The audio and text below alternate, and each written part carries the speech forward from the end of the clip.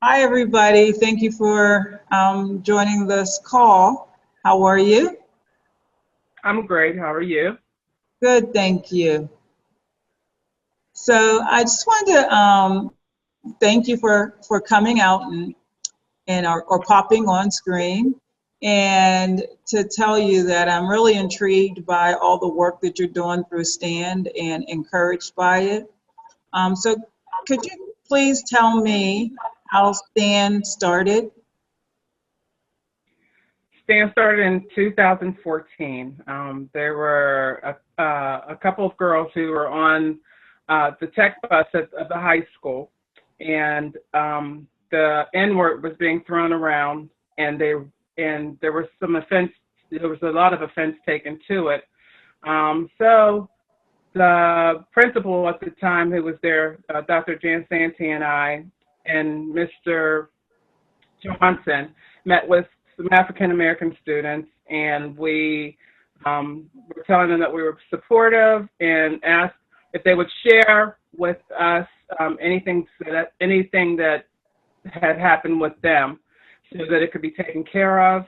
And during that meeting, the Black students had asked if they could have a meeting specifically for Black students, and I said I wanted to not a meeting, but a group, an organization. And I said I didn't want it to just specifically be for Black people, but I wanted it to be for all people, so we could get to learn about one another.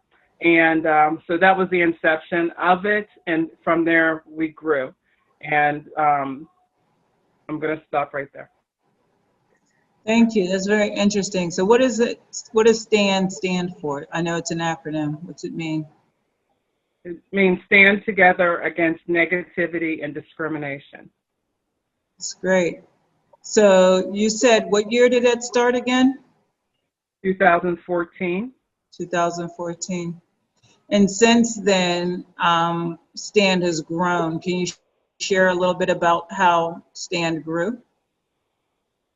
Well, we started just having meetings with the students who were I call them the initiators. That was 2014, and then from there, the 1 year, and I believe it was like 2016, we had like over 70 something members. And from time to time, everybody couldn't get together at one time, but we came together collectively sometimes throughout the year.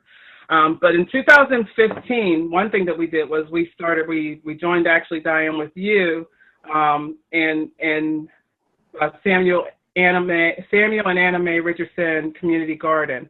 So we were trying to reach out to the students at the elementary level, because at that time we knew that when it comes to racism and any kind of discrimination, it starts at a young age. So we wanted to try to do something where we can educate people from that time on up, to let them know that and allow them to see some diversity. That's beautiful. So tell me about the involvement with IMS and the rest of the school district. I know there's a project that's coming up, and we're going to talk about that and be showing that shortly. Tell me how this project came about. So I guess I'll take this one.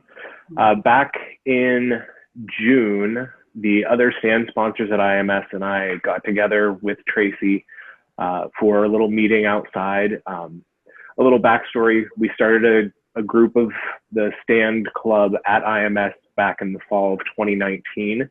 We had a couple of students who expressed an interest in some sort of a support group, so to speak, just a safe place that they could go and be themselves and hopefully be with some like-minded folks.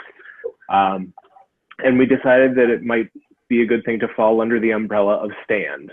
And so we spent much of the year trying to incorporate themes of diversity, whether it be racial, religious, sexual identity and orientation, gender identity, all of these things. And then the end of the school year was not like one we were ever expecting. And back in the spring, we had some rising protests due to some police brutality instances and the death of George Floyd and Breonna Taylor. And so the other stand sponsors wanted to do something about it. One of the sponsors in particular was very moved during the service for George Floyd and the discussion of a March on Washington on August 28th. And so we decided to meet together and try to come up with ideas of what we could do. And originally we were to be in school on the 28th, so we really tried to come up with something that we could physically do with the kids and maybe even have a march of our own on campus somewhere. Mm-hmm. And it sort of evolved from there into taking a more realistic view of what we really could do. And at the same time, it's kind of turned into something that can be even farther reaching than just our students in the schools. So we started talking in June about making this little video montage project of the I Have a Dream speech. And we pulled in Tracy and people from the high school, and Barb Walsh here at the elementary helped us reach out to some of the younger students.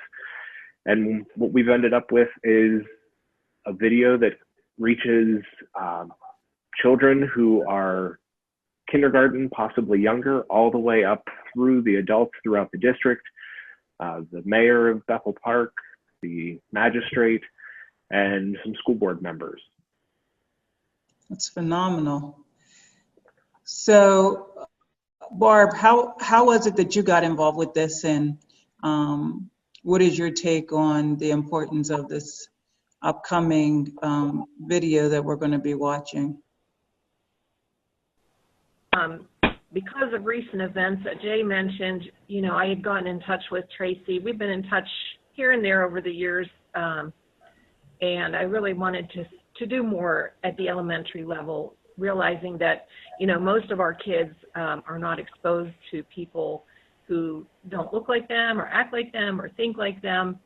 So that's why we say, you know, discrimination starts at a young age, because they start to feel that this is normal, that everybody is the same, and it really isn't. So anyway, when Tracy told me about the I Have a Dream project, we started thinking about ways that we could expose, you know, the primary students. I'm a first grade teacher, but K through 4, to the speech, and then age appropriate ways to give responses to the speech, and also hoping to use that as a launch through the year to continue to educate our students about diversity.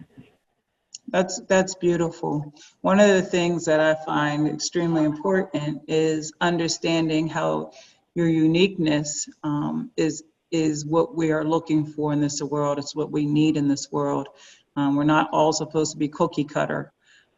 So it's beautiful that STAND is doing what they're doing and taking a stand to encourage other people to be comfortable in their own skin and to love who they are. I mean, it really just begins to just draw me into experiences in my own past where I wasn't 100% comfortable with who I am, but now I really am, and I want to share that with everyone that I meet. Just, you know, you're beautiful just the way you are, you know?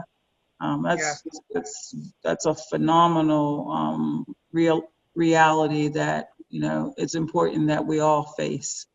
So the work that you all were doing with regards to MLK Project and all of STAND. Barb, are you part of STAND? Do you have a STAND in the elementary level?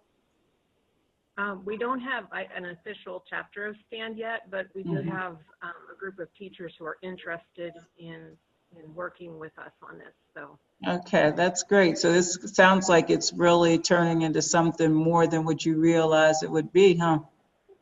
Yes, absolutely. That's phenomenal. This is very exciting for us because the sky's the limit to what it is that we can do in Bethel Park, and then how far-reaching this will be throughout the country and the world. It's just very exciting time. So I think that we should just start playing the video. And I think that Dave Cable, we definitely want to thank him for his work on this. But I'm looking forward to seeing and having discussions after the video's played with you all and anyone else who wants to join us about the dream. Hello, I'm Dr. Janet O'Rourke, Assistant Superintendent for Curriculum and Special Services in the Bethel Park School District. On August 28, 1963, Reverend Dr. Martin Luther King Jr. gave an iconic speech on the steps of the Lincoln Memorial during the March on Washington. Much has changed since this time. The development of the personal computer, cordless telephones, laptop, computers and tablets, high-speed internet, smartphones, smartwatches, virtual and remote schooling. Our language on how we speak about certain things has also continued to change as we work to gain a better understanding of the power of words. However, as we listen to this speech, it is apparent that various aspects still ring true for many citizens of the United States, even now. This video presentation was created by members of the Bethel Park community and the school district to celebrate the anniversary of this speech. The speech is presented as originally written by Dr. King. It may contain terms that are outdated. Thank you for listening.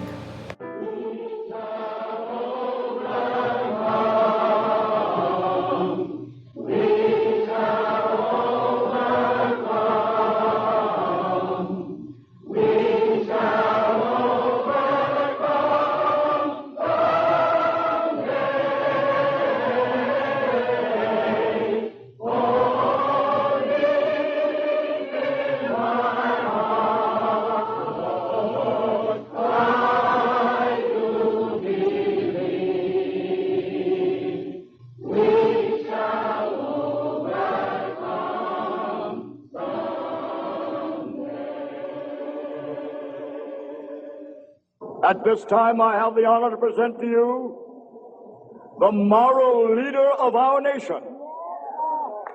I have the pleasure to present to you Dr. Martin Luther King, Jr.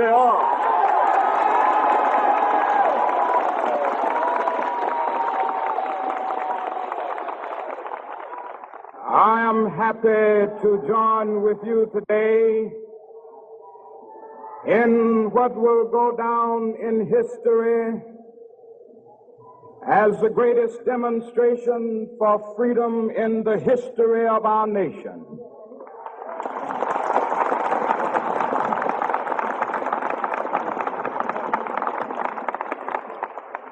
Five score years ago, a great American in whose symbolic shadow we stand today signed the Emancipation Proclamation. This momentous decree came as a great beacon light of hope to millions of Negro slaves who had been seared in the flames of withering injustice. It came as a joyous daybreak to end the long night of their captivity, but 100 years later, the Negro still is not free.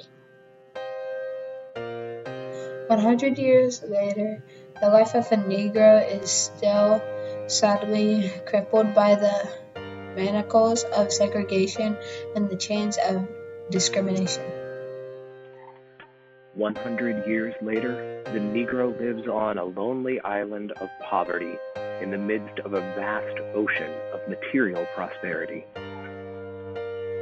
100 years later, the Negro is still languished in the corners of American society and finds himself in exile in his own land.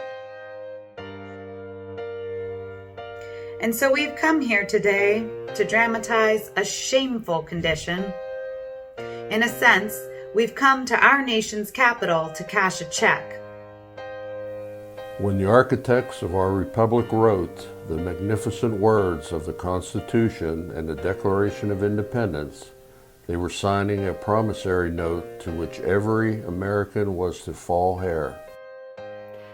This note was a promise that all men, yes, black men as well as white men, would be guaranteed the unalienable rights of life, liberty, and the pursuit of happiness.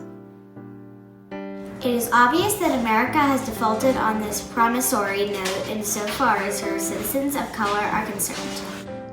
Instead of honoring the sacred obligation, America has given the Negro people a bad check, a check which has come back marked insufficient funds, but we refuse to believe that the Bank of Justice is bankrupt. We refuse to believe that there are insufficient funds in the great vaults of opportunity of this nation. And so, we've come to cash this check, a check that will give us upon demand the riches of freedom and the security of justice. We have also come to this hallowed spot to remind America of the fierce urgency of now. This is no time to engage in the luxury of cooling off or to take the tranquilizing drug of gradualism. Now is the time to make real the promises of democracy. Now is the time to rise up from the dark and desolate valley of segregation and onto the sunlit path of racial justice. Now is the time to lift our nation from the quicksands of racial injustice to the solid rock of brotherhood.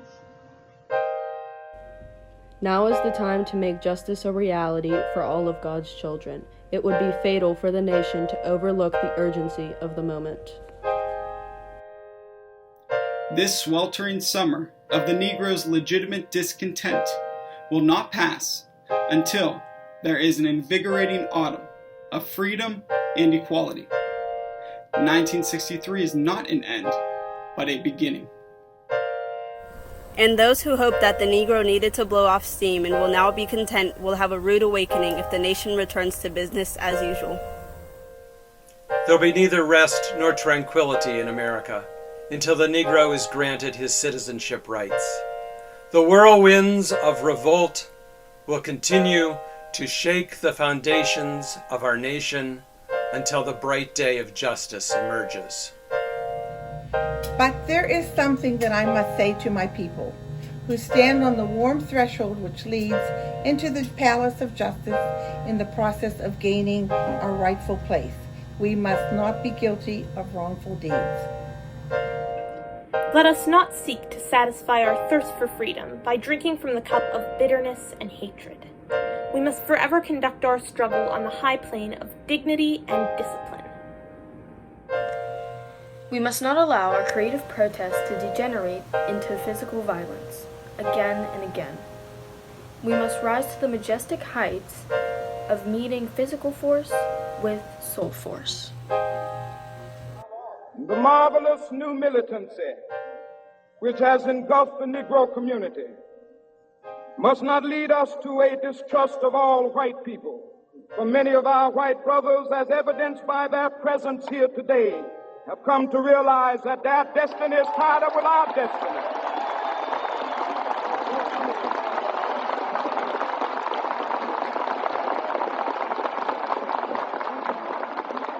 And they have come to realize that their freedom is inextricably bound to our freedom.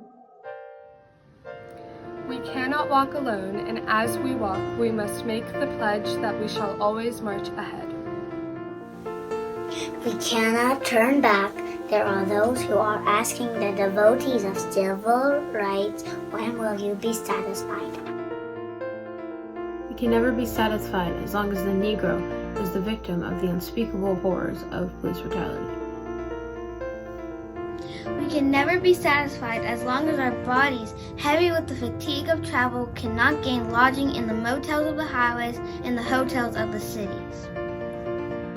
We cannot be satisfied as long as the mobility of the Negro is from smaller ghetto to larger ghetto.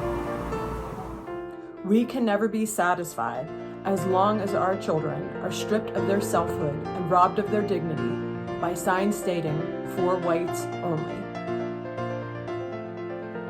We cannot be satisfied as long as a Negro in Mississippi cannot vote and a Negro in New York believes he has nothing for which to vote. No, we are not satisfied, and we will not be satisfied until justice rolls down like waters and righteousness like a mighty stream. I am not unmindful that some of you have come here out of great trials and tribulations. Some of you have come fresh from narrow jail cells. Some of you have come from areas where your quest for freedom left you battered by the storms of persecution and staggered by the winds of police brutality. You've been veterans of creative suffering. Continue to work with the faith that unearned suffering is redemptive. Go back to Mississippi. Go back to Alabama. Go back to South Carolina. Go back to Georgia. Go back to Louisiana. Go back to the slums and ghettos of our northern cities, knowing that somehow this situation can and will be changed. Let us not wallow in the valley of despair. I say to you today, my friends, so even though we face the difficulties of today and tomorrow, I still have a dream. It is a dream deeply rooted in the American dream. I have a dream that one day this nation will rise up and live out the true meaning of its creed. We hold these truths to be self-evident that all men are created equal. I have a dream that one day on the red hills of Georgia, the sons of former slaves and the sons of former slave owners will be able to sit down together at the table of brotherhood.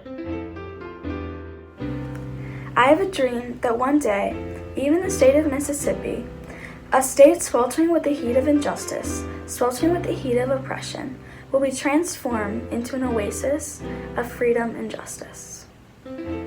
I have a dream that my 4 little children will one day live in a nation where they will not be judged by the color of their skin, but by the content of their character. I have a dream today. I have a dream that one day, down in Alabama, with its vicious racists, with its governor having his lips dripping with words of interposition and nullification, one day, right there in Alabama, little black boys and black girls will be able to join hands with little white boys and white girls as sisters and brothers. I have a dream today. I have a dream that one day every valley should be exalted. Every hill and mountain shall be made low. The rough places will be made plain, and the crooked places will be made straight. And the glory of the Lord shall be revealed, and all flesh shall see it together. This is our hope. This is the faith that I go back to the South with.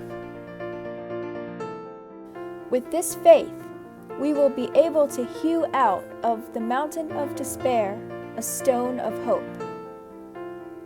With this faith, we will be able to transform the jangling discord of our nation into a beautiful symphony of brotherhood. With this faith, we will be able to work together, to pray together, to struggle together, to go to jail together, to stand up for freedom together, knowing that we will be free one day. This will be the day. This will be the day when all of God's children will be able to sing with new meaning. My country, 'tis of thee, sweet land of liberty, of thee I sing. Land where my fathers died, land of the pilgrim's pride. From every mountainside, let freedom ring. And if America is to be a great nation, this must become true. So let freedom ring from the prodigious hilltops of New Hampshire. Let freedom ring from the mighty mountains of New York. Let freedom ring from the hiding Alleghenies of Pennsylvania. Let freedom ring from the snow-capped Rockies of Colorado. Let freedom ring from the curvaceous slopes of California. But not only that, let freedom ring from the Stone Mountain of Georgia. Let freedom ring from Lookout Mountain, Tennessee. Let freedom ring from every hill and molehill of Mississippi. From every mountainside, let freedom ring. And when this happens, when we allow freedom to ring, when we let it ring from every village and every hamlet, from every state and every city, we will be able to speed up that day when all of God's children, black men and white men, Jews and Gentiles, Protestants and Catholics, will be able to join hands and sing in the words of the old Negro spiritual, free at last, free at last. Thank God Almighty, we are free at last.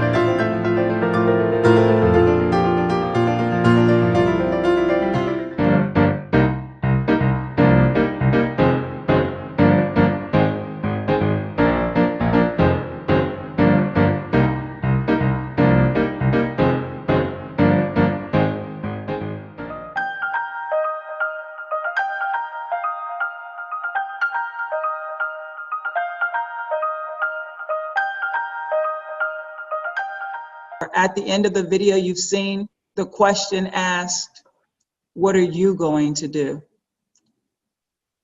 I want you to think about that for a moment and realize that you can be the very person that's going to effectuate change for not just your life and your children's lives, but for our whole world.